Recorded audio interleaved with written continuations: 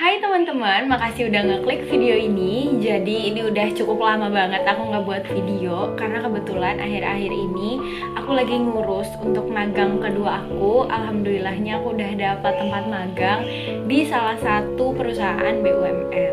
Nah, jadi karena aku lagi ada waktu luang, aku pengen bahas seputar isu atau ekspektasi dari teman-teman yang belum tahu tentang jurusan pariwisata. Karena jujur cukup banyak yang tanya tentang isu-isu mengenai jurusan pariwisata, baik dari fisik, baik dari kemampuan dan sebagainya. Jadi di video kali ini aku santai aja karena aku juga nggak pegang draft mau ngomongin apa, tapi aku tahu hal-hal yang banyak banget ditanya ke aku, dan itu jadi pemikiran awam untuk teman-teman yang mau masuk ke jurusan pariwisata. Makanya di video ini aku bakal benerin isu-isu terkait hal tersebut. Jadi tanpa lama-lama langsung aja kita ke videonya.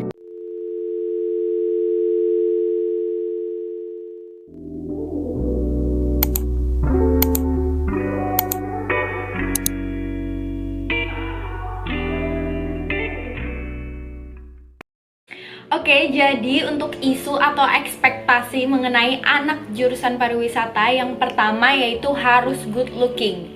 Kak, bener gak sih anak jurusan pariwisata itu harus good looking? Jawabannya iya, harus. Di sini ada yang perlu aku highlight, yaitu good looking itu bukan berarti harus cantik, harus ganteng, harus sempurna, tapi lebih ke arah bagaimana kalian bisa grooming. Istilahnya dalam pariwisata itu grooming. Jadi gimana kalian berpenampilan. Untuk good lookingnya sendiri ini lebih ke bersih, wangi, dan rapih. Untuk masalah cantik dan ganteng itu kan relatif. Jadi good looking ini lebih gimana kalian berpenampilan. Makanya kenapa banyak banget umumnya sekolah pariwisata itu pasti memiliki standar untuk seragam, standar untuk grooming. Contohnya kalau untuk wanita yang tidak memakai kerudung maka harus dicepol. Rambutnya itu harus rapi, nggak bisa bergerai kemana-mana kecuali yang rambutnya pendek. Nah, untuk yang pakai kerudung sebetulnya yang baiknya itu kerudungnya masuk ke dalam seragam gitu, nggak boleh keluar-keluar kayak gini. Nah, kalau untuk yang laki-laki ada juga yang tanya, laki-laki itu boleh gondrong atau tidak? Jawabannya tidak boleh. Karena di setiap kampus atau di setiap universitas itu memiliki aturan groomingnya masing-masing. Kayak potongannya itu misalnya harus 3-2-3. Juga nggak boleh poni itu bisa sampai kena alis, itu juga nggak boleh. Terus juga jambang nggak boleh panjang, nggak boleh berkumis, dan nggak boleh berjenggot. Itu sudah aturan gitu. Itu aturan di kampus aku ya, by the way. Aku kurang tahu kalau di kampus lain kayak gimana. Kurang lebih groomingnya kayak gitu. Nah, terus untuk laki-laki itu harus pakai pomade. Nah, untuk teman-teman yang nggak tahu, jadi pomade itu kayak gel rambut gitu, biar rambutnya itu nggak acak-acakan, nggak berantakan. Jadi dimana kalau laki-laki itu dilihat rapih, bersih gitu. Jadi nggak yang gondrong, yang kumisan, yang jenggotan gitu, nggak ada di pariwisata. Kuku itu diatur ya, kuku nggak boleh panjang karena biar bersih, biar rapih. Terus juga setahu aku nggak boleh pakai pewarna kuku saat sekolah. Untuk masalah good looking buat perempuan, jadi kalau di kampus aku itu diwajibin untuk make up gitu. Tapi make up itu nggak yang berarti harus tebel banget, pakai foundation segala macam, pakai eyeliner, pakai pokoknya seniat itu nggak wajib. Yang penting itu nggak boleh pucet. Makanya untuk yang wanita pasti selalu sedia bawa lip tint gitu, paling nggak pucat gitu. Nggak harus make up tapi jangan pucat gitu. Dan untuk masalah wangi itu juga jelas harus. Kalau nggak wangi nggak apa-apa, tapi yang penting nggak boleh bau. Intinya good looking di pariwisata ini nggak harus cantik atau ganteng, tapi lebih ke bagaimana kalian itu well grooming. Jadi jangan ada lagi yang ragu, Kak, apakah jurusan pariwisata itu harus ganteng dan cantik? Jawabannya tidak, tapi kalian harus good looking. Lanjut kita masuk ke isu yang kedua, yaitu mata minus. Bisa nggak sih untuk yang berkacamata masuk di jurusan pariwisata? Jawabannya bisa. Cuma tetap disesuaikan lagi dengan ketentuan kampus. Lebih baik teman-teman cek dulu kriterianya seperti apa. Tapi yang aku tahu untuk mata minus di jurusan pariwisata itu tidak begitu berpengaruh. Lanjut isu yang ketiga yaitu mengenai tinggi badan. Banyak banget yang tanya ke aku juga tentang tinggi badan. Jadi jujur untuk di kampus aku ketika aku masuk itu tidak ada kualifikasi tinggi badan minimum atau berat badan maksimum. Namun yang terupdate yang aku tahu yaitu beberapa kampus, terutama kampus milik Kemenparekraf yang ada 6 itu. Kalau teman-teman gak tahu, nanti aku kasih aja saran di atas ini, teman-teman tinggal klik. Nah, beberapa kualifikasi di kampus tersebut itu ada minimal tinggi badan untuk laki-laki maupun perempuan. Setahu aku untuk perempuan itu minimalnya 155 sampai 158. Kalau aku salah, teman-teman bisa koreksi aja di kolom komentar.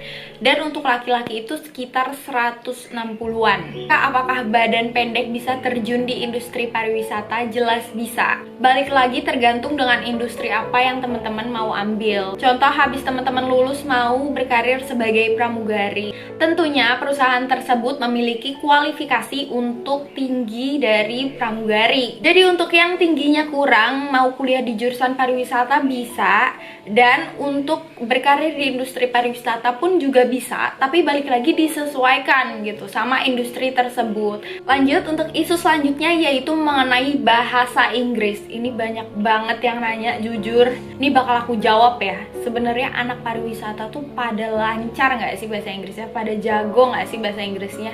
Jawabannya enggak. Nggak semua anak pariwisata itu jago dalam bahasa Inggris. Tapi yang kalian wajib tahu, anak pariwisata itu harus bisa sama mahir ini berbeda ya. Jadi dari yang aku jalanin sebagai anak pariwisata dengan lingkungan teman-teman yang ada di jurusan pariwisata, nggak semua itu mahir dalam bahasa Inggris, nggak semua itu jago dalam bahasa Inggris, tapi mereka harus bisa, mau nggak mau harus bisa, terpaksa ngomong, terpaksa dilatih, karena nanti di kampus pun ada presentasi mengenai bahasa Inggris. Terus saat aku magang kemarin di Borobudur, karena tamunya itu kancah internasional, jadi mau nggak mau harus guiding dengan bahasa Inggris. Apa aku bisa nolak? Ya enggak gitu. Nah dari situ kita latihan gitu. Tenang aja untuk yang belum bisa. Nih aku kasih tahu banget dari awal, kalau yang belum bisa bahasa Inggris tenang aja, kalian masuk dulu aja jurusan pariwisata. Seenggaknya kalian bisa basicnya. Untuk grammar tuh nanti, yang penting kalian bisa conversationnya, kalian bisa pembawaannya, dan kalian ngerti apa yang disampaikan, apa yang orang lain sampaikan. Oke, jadi semoga penjelasan aku tadi menjawab pertanyaan teman-teman dan kebingungan teman-teman terkait bahasa Inggris. Oke, next masuk ke isu selanjutnya, yaitu ada yang tanya, Kak, apakah di jurusan pariwisata banyak laki-lakinya? Jadi intinya dia tuh menanyakan apakah banyak anak laki-laki yang masuk jurusan pariwisata. Jawabannya banyak. Tenang aja, jurusan pariwisata tuh nggak ada spesifikasi gender, lebih banyakan wanita, lebih banyakan pria. Mungkin kalau untuk perawat gitu ya, lebih banyak wanita, atau mungkin kalau untuk pilot lebih banyak pria. Nah, untuk di jurusan pariwisata nggak seperti itu, cuma memang jumlah wanita ini lebih banyak sedikit. Tapi tenang aja, jurusan pariwisata tuh banyak laki-lakinya, apalagi untuk jurusan perhotelan, tata boga, dan sebagainya.